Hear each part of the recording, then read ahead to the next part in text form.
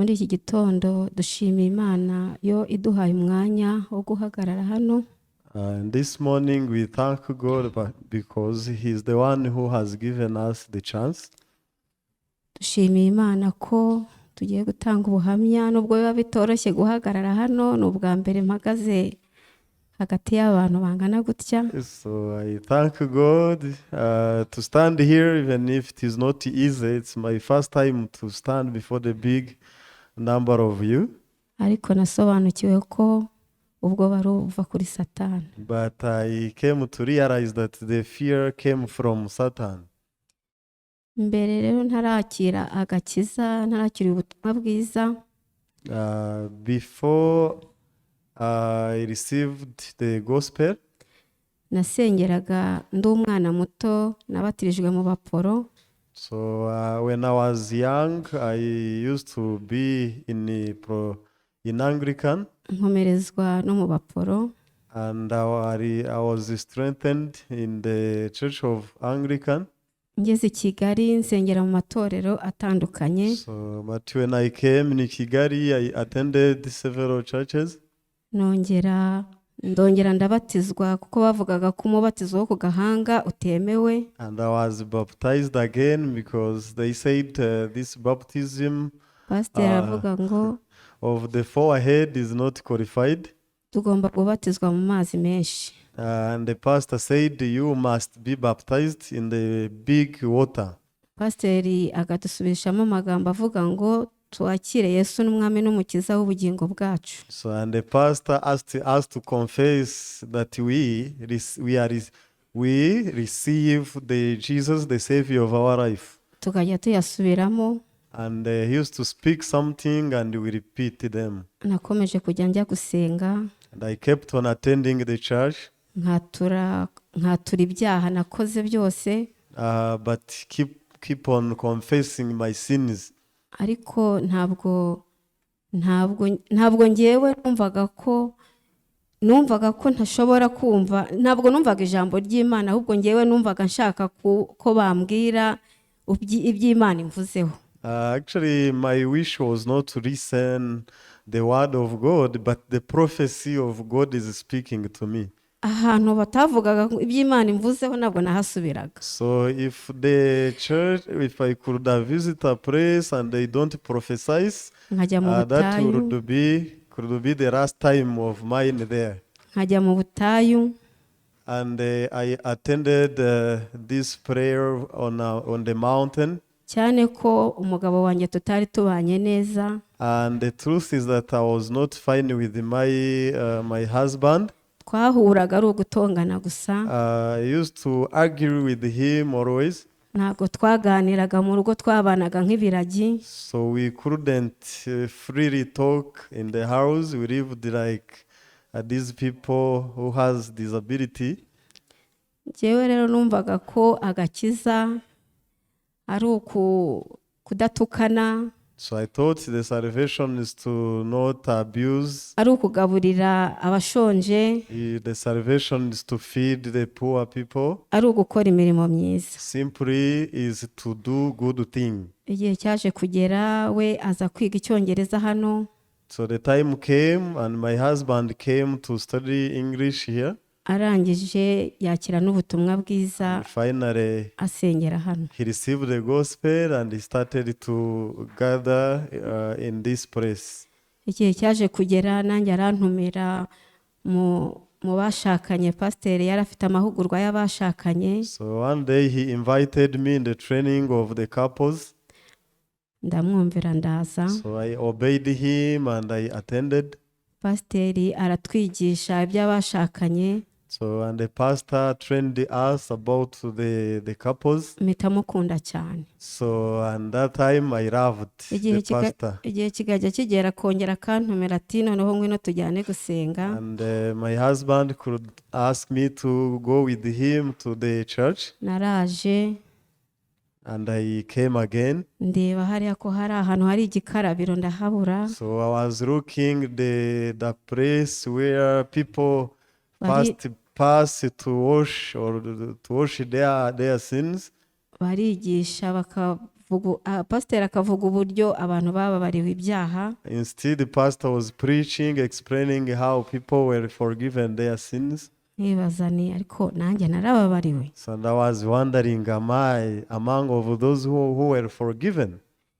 Pastor yakomeje kumbwira ubutumwa bwiza nta nubwo nari nkeneye kubwumva. So my husband also kept on preaching to me. Akajya avuga ko asengera mubera nkavuga ariko And he could confess saying, I belong to the holy church. N'ibintu nkorera wowe uri umwere.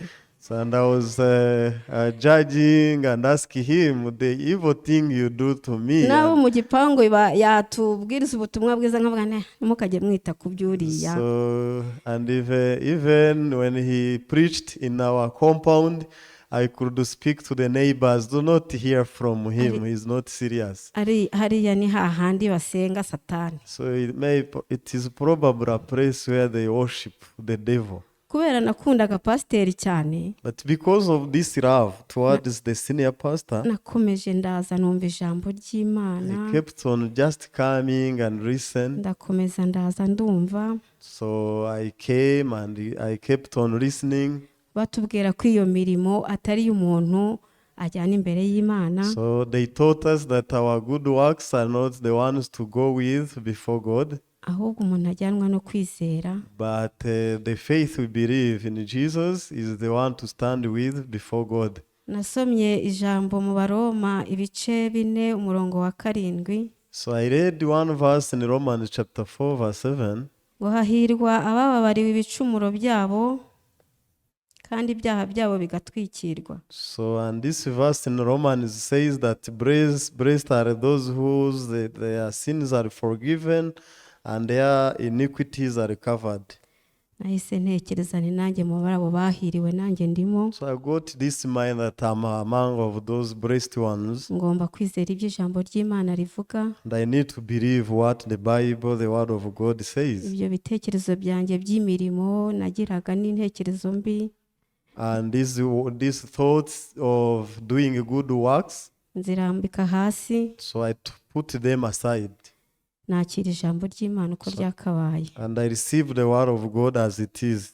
Ariko we Imana yari yarahinduye umutima we agashaka ko pasiteri atubwiraga ngo abashakanye igihe bataganira ntabwo babasha guhuza. So my husband changed his mind first because the pastor always could advise that when the couple is not sharing, they will never match each other.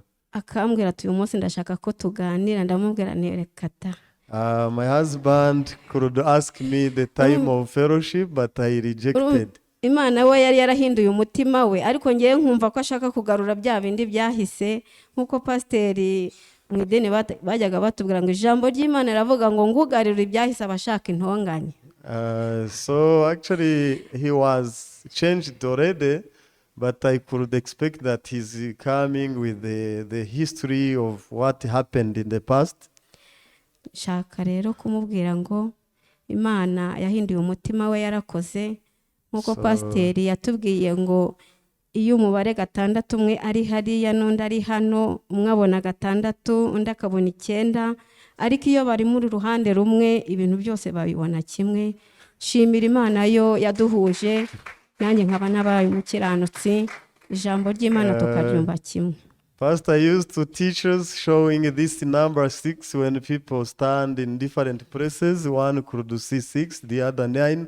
But when we stand in one position, we can see the same. And I thank God who changed my husband and me as well. Imana yampaye umugabo mwiza uruta mwese muri aha mwese.